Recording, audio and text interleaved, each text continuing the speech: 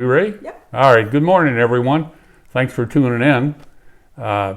We're here with my brother and Michelle's best friend, or one of her best friends, Jen. I'd like to introduce you to them. And Bill and Jen, you want to give us your bio? Okay. Bill, go ahead. Oh, thank you. I taught school for approximately 40 years, retired out, have a couple businesses going now, and I've got my master's from Western State in Colorado here, and we've been out here for 42 years. My name is Jennifer, and John's daughter and I met in college. I got a degree in physical therapy. I've been a physical therapist for 30 years. I have a special interest in education. My parents were both educators. My dad was my high school principal. Discouraged me from going into education at the time, and so I went into physical therapy, and now I have two kids I've been trying to navigate through an educational system that has changed dramatically since I was in it. And so I've done extensive research, and I've been doing my best to try to get them the best education that I can. So. All right, to sum up, I forgot to introduce you to Fred Jr. here. He's my, I don't know what you'd call him, my alter ego, I think. He kind of puts my thoughts into action. Our, not debate, but our conversation today is going to be about the education system, and if it's gotten better, if it's gotten worse. That's why Bill is here, to tell us how it used to be, and Jen is here to explain to us the battles that she fights as raising her children in the public education system, which in my mind is fucked up, but that's my opinion. That doesn't mean anything. We're gonna, I've got just a few questions to ask them, and this is gonna be a conversation, not a performance, or we're not gonna flood you with statistics. These are just three people, three plus Fred, what we think about the current situation.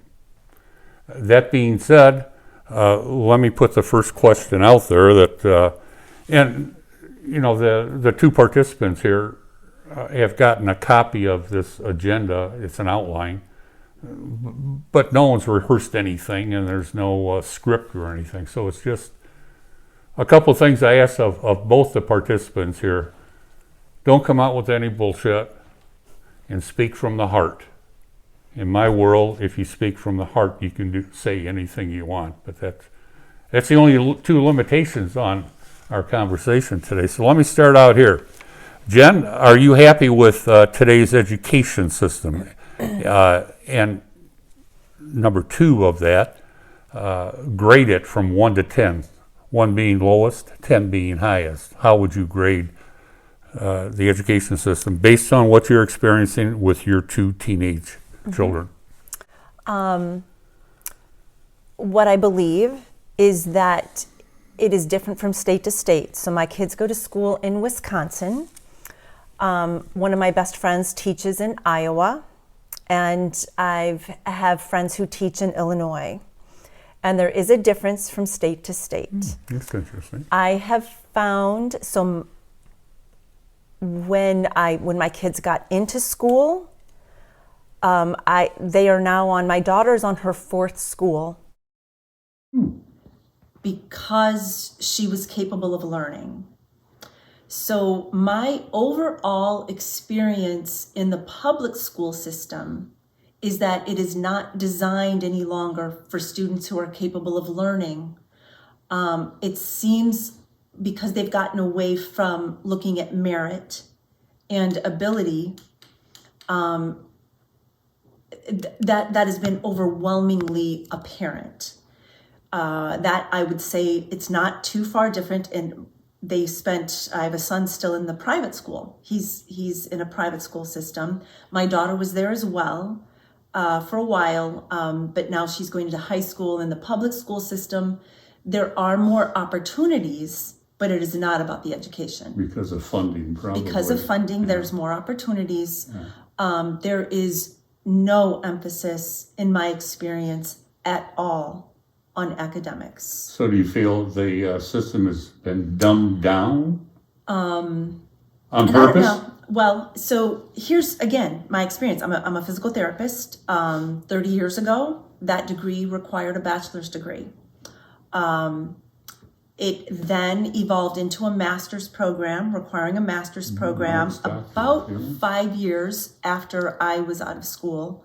And now it has evolved into a doctorate program. And yet our doctorate students are coming out even less prepared. And they, so we find in our clinic, we still provide them plenty of supervision.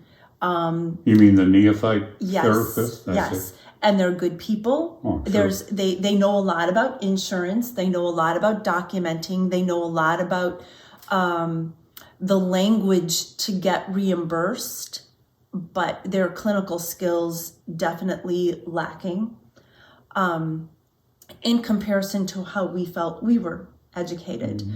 It definitely seemed, what I found very interesting in my kids' education was that children who could learn were basically unattended.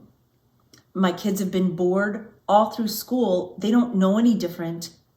It's because nothing is geared towards them. It's all geared toward bringing everybody up, so everybody's on about the same page. Well, everyone's equal. And, And so it seems to me what we used to do our junior, senior year in high school is now the first 2 years of college. So a niece and nephew who are both now juniors in college, they're just now starting to learn something that they hadn't learned in high school. Wow. That has been their experience. So what's your overall grade of today's education? It's existing. It's essentially a babysitting system, but I know why. It is because the overall reaching plan for education is to turn it into this one school, this whole child, whole school approach, which is socialism. Right. It is essentially taking the state taking ownership of children by about the age of 3, providing their meals. They want to deeply get public health involved in schools, so they can get all vaccine programs administered, dental care, social emotional help for these kids, medication distribution, and then education in the other aspect. So these schools are being piloted, and we have schools in Wisconsin who are already receiving grant money from this whole school system. So that now that I know that, now that I've discovered that, it all makes perfect sense. I just need to find out how to navigate my kids through this and help them find a future. So you've connected the dots of everything. And I think this all started, I'm a grandfather and great-grandfather, so I have no skin in the game here firsthand. But this all started with the free lunches, I think. And then breakfasts. And then after school, you get to say, well, come on, this is not what education's about. All right, so I'm hearing you say you would go about a 3 or a 4 out of 10, 5 at the highest. Yeah, I believe that at least the schools my kids have attended have been safe. I believe the teachers are kind. I believe they're well-intentioned. I don't believe they know any of this. For the most case, I don't believe that they know that this is the ultimate long-term goal of education, even though the finances are coming in that way. That gives me a lot of ammunition for the following questions. Bill, what about you? What about your experience? And how would you rate the current school systems as you know it compared to what it was 20 years ago when you got out of the system? I'd say that 3 or 4 might be gracious, Really? but everything revolves around funding. And I always felt that I don't care, give me a group of kids, my expectations are high. And if you come in here, you do the best that you can, work as hard as you can, that's it. That makes And not sense. everybody is going to succeed at the same level. And like Jen said, we group everybody as being the same, everybody being inclusive.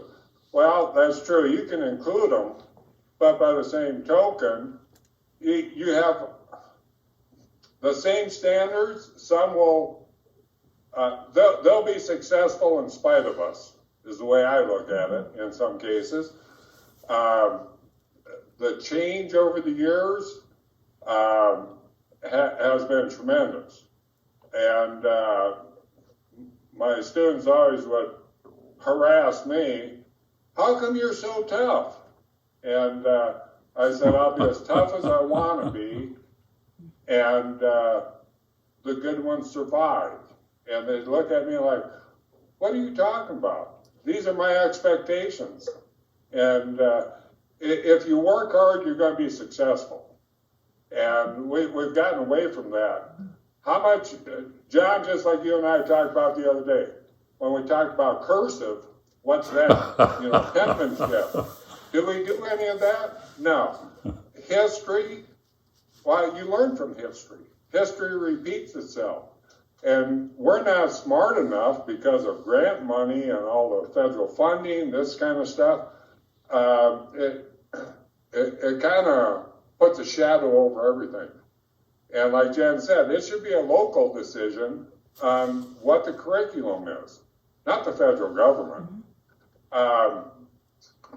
I've got story after story I could tell you, but I won't take up all the time here. But if that answers the question, I'm good with it. All right. Can I add something Sure, that go ahead, supports? So, and I don't know if you're aware of this, Bill. Starting in third grade, when kids start doing some social studies in school, the 3 schools that my kids were in through grade school and middle school, there was never a textbook for social studies. It was all an online learning program installed into their Chromebooks. By who?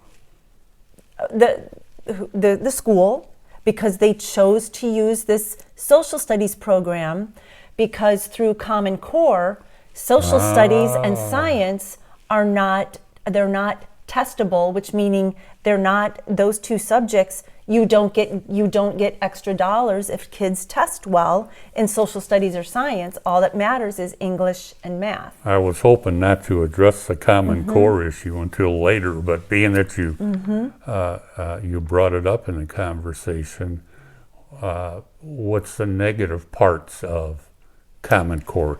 Yeah, just a Cliff Notes version. We don't have to go into detail. Yeah. Not being in education, I don't know that I know. Okay. It's only been in Wisconsin as long as my kids have been in school. It's, to me, the difference that it appears. Teachers sit at their desks a lot, working on computers, recording information, and testing children. There's very little teaching. It seems like teachers are at their desk recording information a lot versus engaging with students. The one-on-one engagement with the Exactly. kids. Yeah. At least, and when I've gone in as a parent to do, to support in a classroom with elementary students, there seems to be very little engaging. A lot of the work is done through the Chromebooks. It's Use that. Say that term again. Chromebooks. It's their educational I say devices. Their format. They yeah. type everything on. Gotcha. It's their Microsoft product. Bill Gates. So yes, and schools have spent a lot of money giving every child Chromebooks, and the programs are just loaded into them that I know of. So parents don't know what kids are learning. They don't bring home textbooks. I have a junior in high school who is just now sometimes reading a textbook because I make him. Because I tell him, it's so obvious how the test questions are going to go. If you learn to read the textbook and learn to do the test at the end of the unit, you generally know what you're doing. And that's where the teachers get their questions from. This is how it was, at least in college. I don't know if it is now, but the kids have never been required to even read a chapter in a textbook. We're going to that's a private school. So Common Core has worked its way into... Common Core is definitely in Bill, all of the do you have schools. any comment on Common Core? That came in after you're retired, I'm sure, but do you have any comment on it? Well, it started coming in, but the thing is, like Jen said, it's gotten away from, again, to me, it all revolves around dollars and cents. Is it cheaper to buy a Chromebook than a textbook? And there's no question it is, plus you can reuse it, and you don't have to send them in for rebinding and repay for the book. And what Jen is saying was absolutely true, even when I was still there, that people are behind the desk working on the computer instead of going around working with kids. And just to clarify one thing, when I said I expected a lot from students, I set a bar there. And you can be as tough as you want in a classroom as long as you're fair. And that can go in any industry, whether it be education. The bad thing about education is you don't see your end results, or you didn't used to see your end results. Like if you manufacture stuff, then you have a finished product at the end of the week. With education, you don't see your finished product. That's a good point. That's a good 20 point. years down the road. Yeah. And, when everybody settles in, figures out what they're doing in life. I still think it needs to get back to your basics. Reading, writing, arithmetic. Couldn't agree more. And hold people responsible for what they're doing. And as long as it's standardized testing now, they're talking about doing away with that. Not for admissions to colleges anymore. Yeah. Ridiculous. I've got a real simple solution, and I've fought that for the last 5 years. We made everybody take the ACTs, regardless if you're going to school or not. Everybody takes it. But now the test is, how much does this class improve? Well, common sense tells you one class is different from the next year's class, and so on. Why not, very simple solution, compare the student to the student? You take a test now. We got into, I forget what the name of the program was, but it came out of the Midwest, where a student would stay there or take the test on computer, and when you reach that point where you can't answer the questions, you get it wrong, it'll back you up a question until you can't go any further. Okay, that sets a limit to what the student knows at this point. Now, when you test them again at the end of the year or the following year, whenever, okay, now test that student against that student's previous testing. That makes sense. Now, that tells me whether they increased or decreased.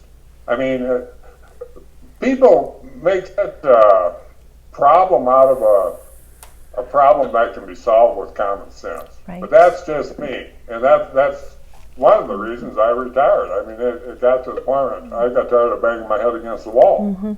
So anyway, but that's where I would be on that. One of the things that you keep coming up with, Bill, is you had expectations of students. And Right. it's almost like expectations is a dirty word. And Racist. Teacher conference after teacher conference, I kept saying, I'm tired of being the mean one. I'm mom. I want to just be able to be mom. And I don't want to be the one who's constantly setting the bar. I shouldn't be the one who's constantly setting these educational expectations. And they never got it. They never, the teachers never understood that. There was no request to challenge. There was very little effort made to challenge kids who were capable of learning more. That's not the system. It's not, those weren't the people they were worried about, because those were not the people bringing money into the school. Like you said, Bill, it all gets back to funding. And that's all that they really worry about. Okay, we've been dissing the system for the past 5 or 10 minutes. Where do parents come into this? I know you're an activist, an advocate is what I should say, for your kids during their educational process, and I respect that. So this question isn't directed at you, but I gotta feel there's a lot of piss poor parenting going on if they don't attend the school board meetings and put their expectations in front of the school board of what they want taught, as Bill mentioned, the 3 R's. Now, who cares about social justice and stuff like that? I know that makes me a racist and everything, but fuck it. When do we start holding, or the parents get held accountable for not being active participants in their kids' education? I think that's part of the problem. What do you think? I'm a product of public schools. My parents were both teachers and administrators in the public school. I didn't expect to ever consider sending kids to a private school. Based on your own life experience. Just based, I didn't think it was necessary. Sure, I thought that's sure. only what wealthy people did. We weren't Catholic. I didn't know that there was a difference. And I can tell You you. weren't Catholic. No, not Catholic. I'm guessing, though, that you're a Christian. Yes, a Christian. That's cool. But it was, I wasn't from the area. It was all things I had to figure out, but I was consistently told that the private school, the kids got a better education. So after third grade, when it just wasn't making sense to me, and this was, 3 years in Common Core, that it was obvious the teachers didn't know. It was just constantly changing. School just constantly felt like chaos. Like the teachers were relearning how to teach everything over and over. Because of Common Core? I don't honestly know. Oh, It okay. was new grading systems coming in. They were learning how to do these rubric systems to grade the children. Like there was no teaching ever going on. It was always trying to figure out if the kids were learning, and it just seemed very non-productive. And who made that determination if the kids were learning? Was it the teacher, the administration, the principal, the board? In elementary school, it was largely the teacher that I experienced anyway. So I was just dissatisfied, and I kept hearing this. The Catholic school that's where all the smart kids went. Okay, so we did that. The only difference in Catholic education is that the students have a good home life and supportive parents. It is hands down the only difference. There is no change in how they teach reading. There is no change in how they're teaching. There's no change. They added, obviously there's religion. Now, are you talking about your experience or what your experience with the kids? My experience. Okay. So, but take that up a notch now, and how is that comparing to what your kids are experiencing? So what they experienced. Because one's in private and one's in public. Well, but they were both in private 4th through 8th grade.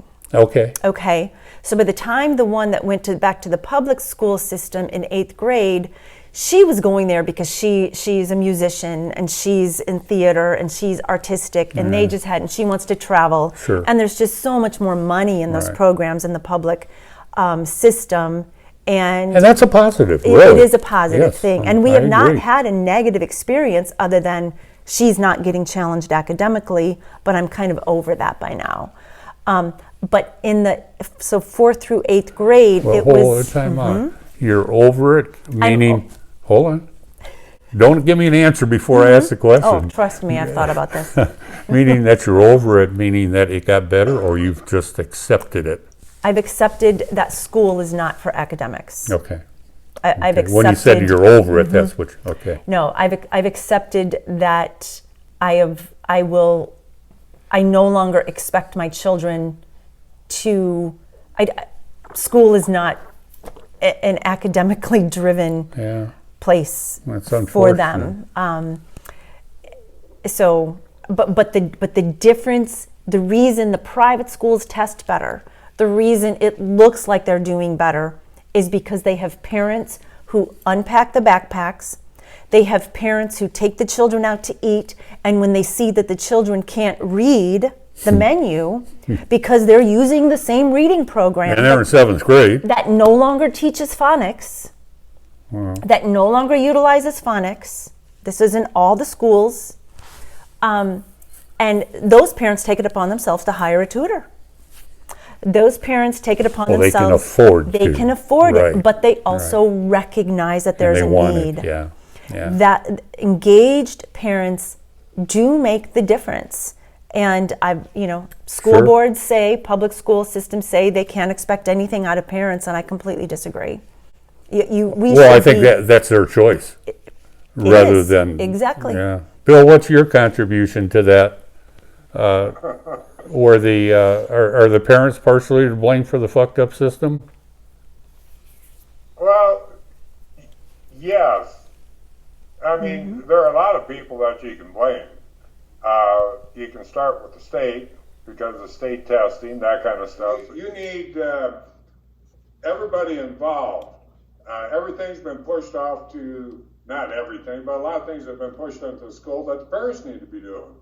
And if the parents are not there, I mean, why do kids come to school hungry? Well, where's the family structure? Because they know they're going to get fed when they get there, Yeah, or I can get my pack of smokes, or I can have my iPhone. Why not curb some of this and put your funds to, supporting your kid, if it's food or whatever it may be, and with these hot lunch programs and all this kind of stuff, now it's extended through the summers. Parents have to be involved with it. And then after they do get involved, like Jen said, they need to be at these school board meetings. I was on the school board here for about 2 years before I went back into teaching. I took a break for about 3 years. And being a former educator, come on, Bill, run for, okay, I did. I got on there. It's a 5-member board, and there were a lot of 4-1 votes. And guess who the black sheep was? But the thing is, it's got to be put back. Can I have my coffee? To the school district, to the parents, and expectations for the students. Have you ever heard of a student in recent years being held back? Oh, we can't do that. Well, if you don't achieve your goals, or the goals that are set up, prime example, I dealt mainly with secondary for graduation. And people would get ticked at me because wouldn't let somebody walk in graduation ceremonies because they didn't meet the credit requirements. Well, I had one student just in recent time here, and that's been 20 years ago when she finally graduated, but she said, "You wouldn't let me graduate." I said, "I wouldn't let you graduate. You decided not to come to class, so you were short. So no, you're not going to walk. That's a privilege to walk." So, like I said, I've got a lot of stories that can go along with what Jen is saying there. And yeah, the parents have to be involved. You have to start with the nucleus of a family and go from there. I don't think anyone disagrees with either one of you on that.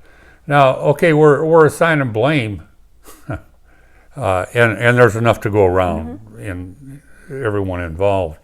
Now, I have a problem with school boards. It seems now here in Kenosha Unified District, I think they have 7 board members. I think 4 of them are either spouses of teachers, or retired administrators. I think that's BS. I would rather take those 4 seats and put them in, put parents in those seats. because I'm of the opinion that school boards aren't doing their jobs, and maybe principals and superintendents aren't either, but they're directed by the board. I'm just wondering what, I'm uneducated on the system because I've been out of school 60 some years, and that's my only reference. That doesn't make any difference. But what's your feeling on that, the school boards? Jen?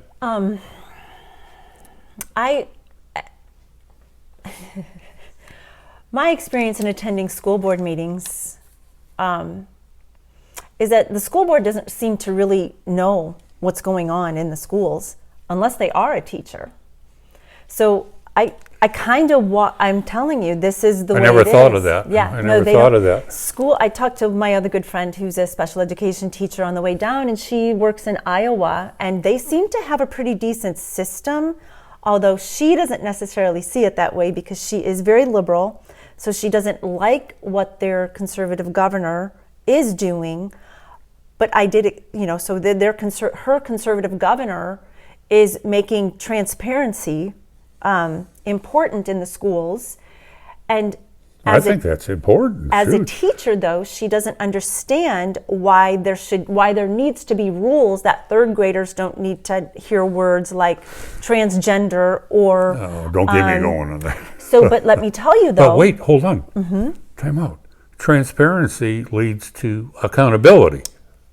Now, is that what she fears or doesn't like? She doesn't see the need for the money to go into this because it's not there.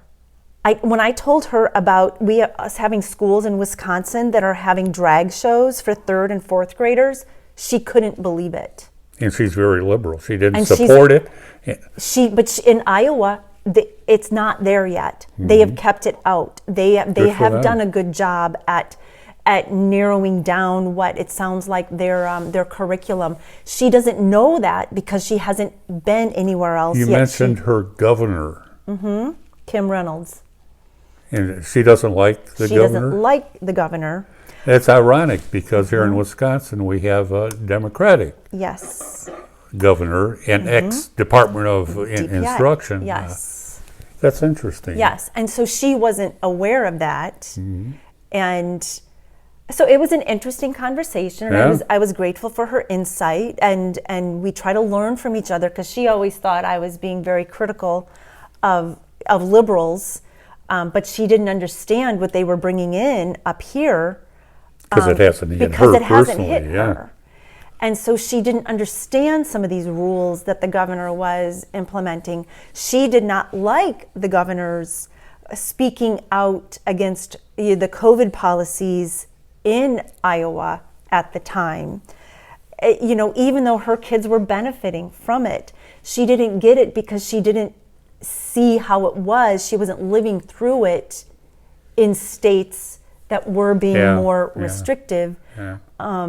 And it made it difficult for us to talk about it too. The friendship. Cool.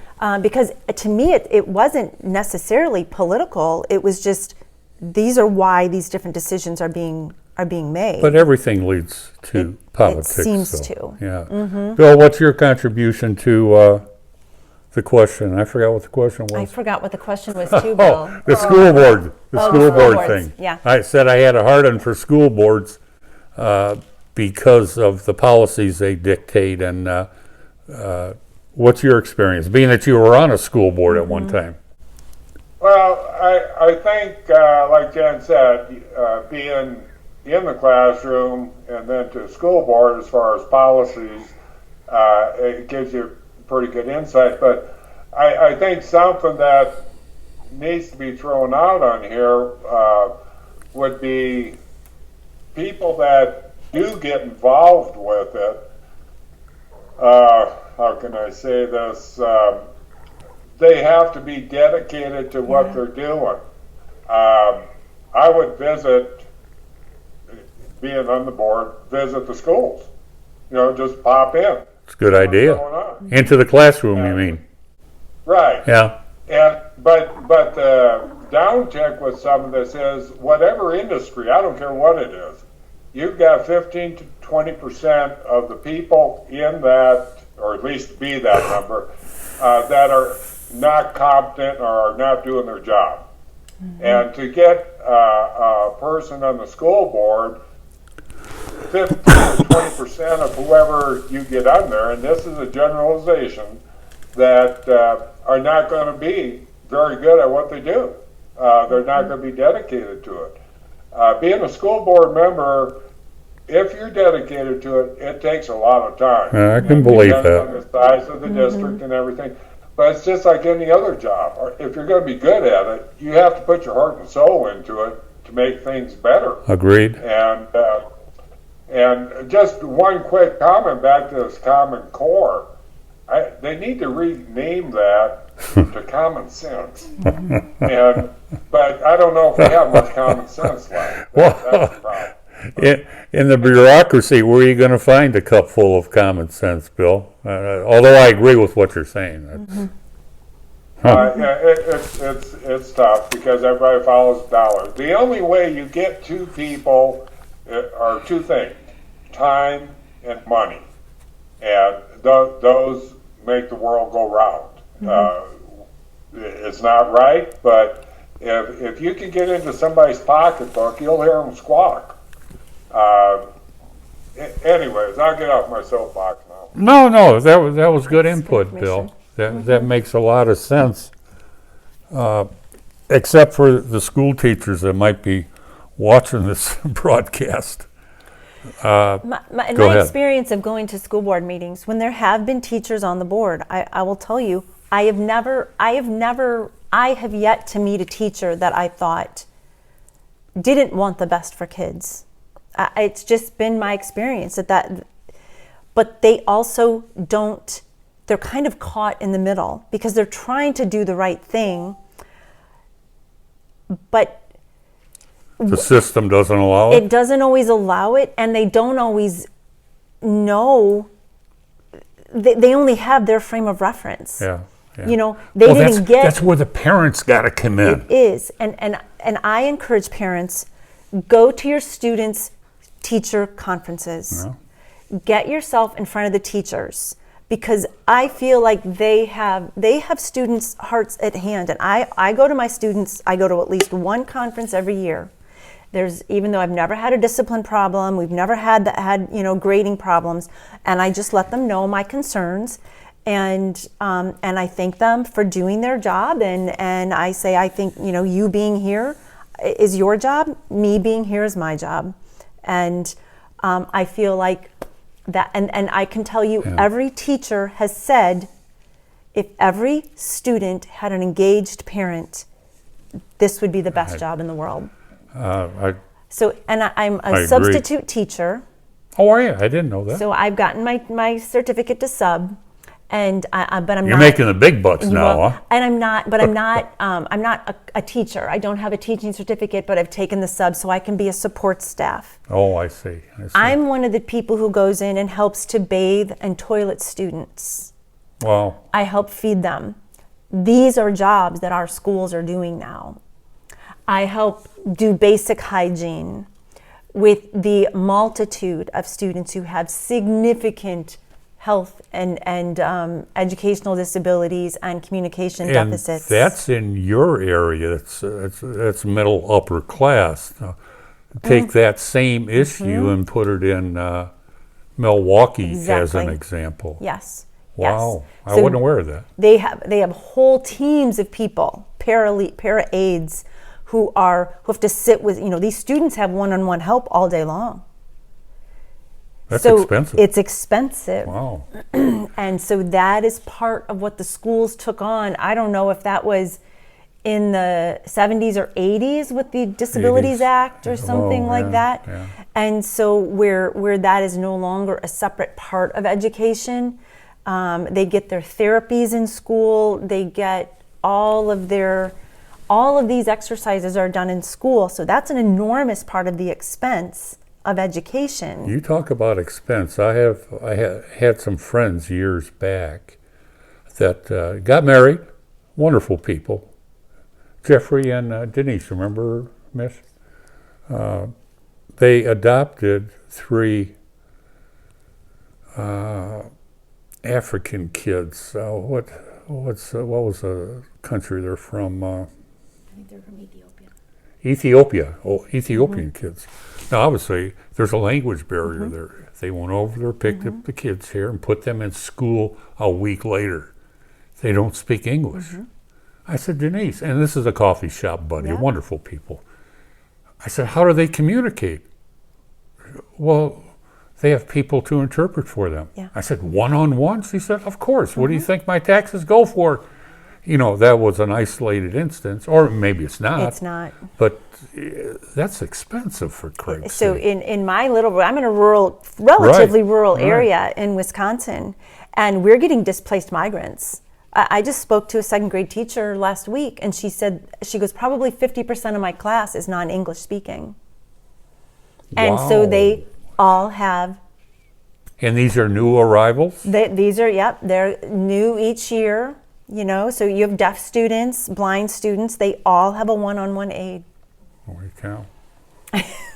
So yeah, that's the huge growth. No in, wonder in the Catholic educational- schools are being closed down because they can't afford that. Well, but it's coming to them through the voucher program. Yeah. So that's where I warned Catholic schools about accepting some of that voucher money, because now they need to provide some of these services. It's coming for them. They don't get it. Yeah. They don't get that they go after the money. Well, pretty soon they have to start providing now. Our go Catholic by the school rules, has yeah. accepted the vouchers. Now we have special education counselors. We now have additional vocational counselors. We now have social emotional support staff, which ticks me off, because I'm like, Touchy-feely. isn't that why we're in a Catholic school? Shouldn't we be turning to our faith if we're feeling Well, and then the upset or home have thing sick- too, the parenting. Yeah. That brings So up an it's- interesting topic, Bill. Do you have vouchers out by you Yeah. or school choice? Well, not the voucher system per se, but your charters, which are also Public funded schools. by Right. the school district gets say $5,000 per student. The school district keeps 83% of that 5,000. 17% goes to The charters? your charters. The one drawback with the charters, and I did battle with them the last 6 years I was there. We have students that didn't or couldn't pass. I think most of it was just that they were lazy. Couldn't pass a general science class. So they go to charter. They're there for 1 year. They come back, and all of a sudden, the student comes back with advanced physics credit to beat that general science credit. And, okay, now how in the world can you go from a general science class, and the same thing in math, where they couldn't pass a general math class, they come back in advanced algebra, trig, or geometry, and that's why I really got crossways with it, and they didn't like me very much, but the fact was, they come back into the system and they still, whether they didn't apply themselves or whether the program was bogus that they were going through. Because they would meet once a week with an advisor, and that was it. And they did it all on their own. And That sounds like everyone gets a trophy kind of mentality. exactly. Participation And trophy. I got, I don't know, hot water, but we had, the superintendent and I had discussions on that, so I can accept that as credit. Good for you. That's from a transcript. Well, you can put anything on a transcript. It doesn't mean, it's like getting a college degree. It doesn't mean that you know anything. It's just that you played the game and got a piece of paper. So it's kind of a catch-22 sometimes. But that's my opinion. Yeah, well, that's good. I respect that. Thank you. I don't follow it real closely, but I remember reading for the past couple of years that because we're so close to Milwaukee, that there wasn't one school in Milwaukee's public school system, and what do they got, 120 schools, whatever it is, that were proficient at grade level. Not one. Even Madison, it's a highly, the socioeconomic thing is a whole lot higher in Madison because it's state capital, so the money's different. They had issues also.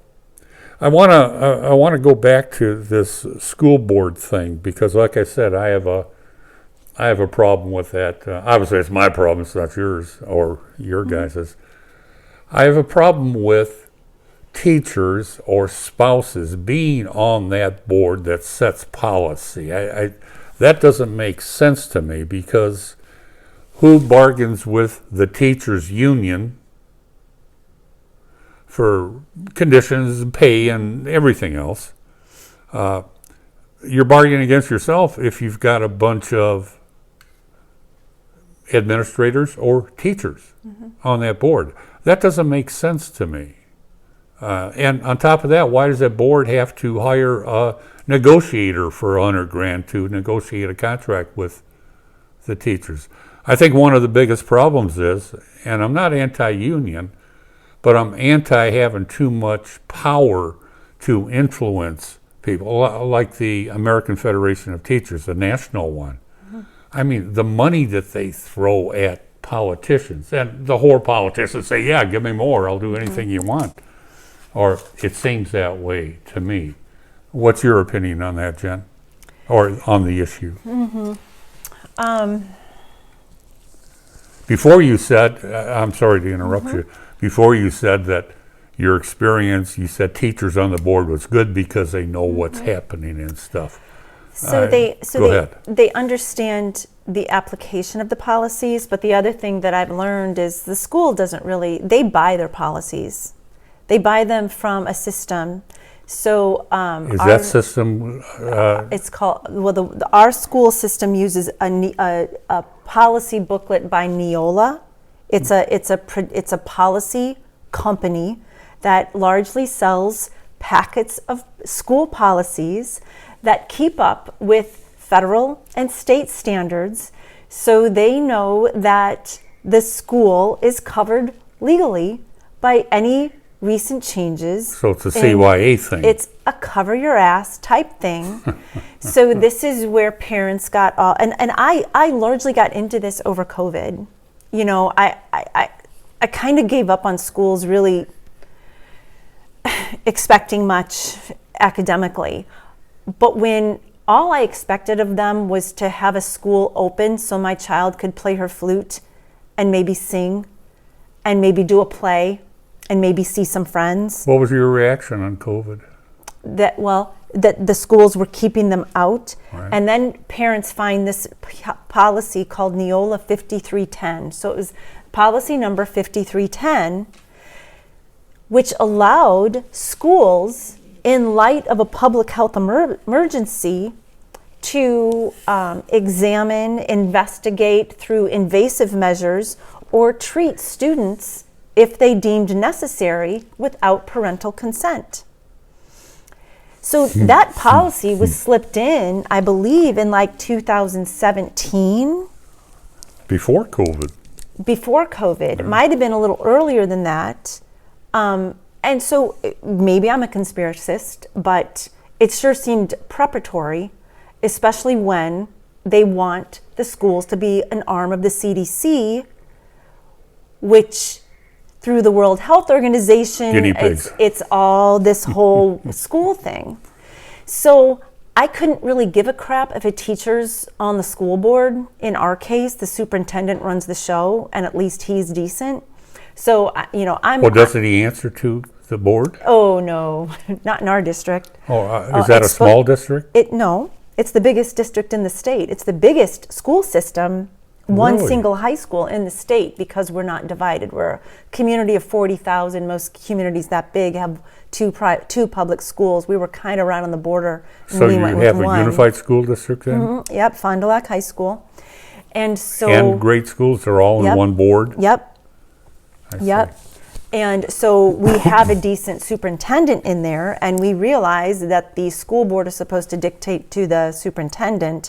Luckily, our superintendent is, He's got the balls to do it. yeah, and himself. he's not probably who I initially would have chosen, because he's a bit more liberal, has his PhD from Madison, but he cares.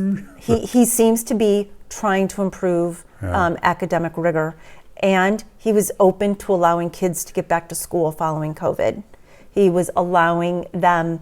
He realized that we were going to lose a lot of these Did you students. keep and your they kids did. in school during COVID, or did you pull them out, or what? Well, we did what the district allowed, but I was one of those vociferous parents saying, you best get these kids back in school.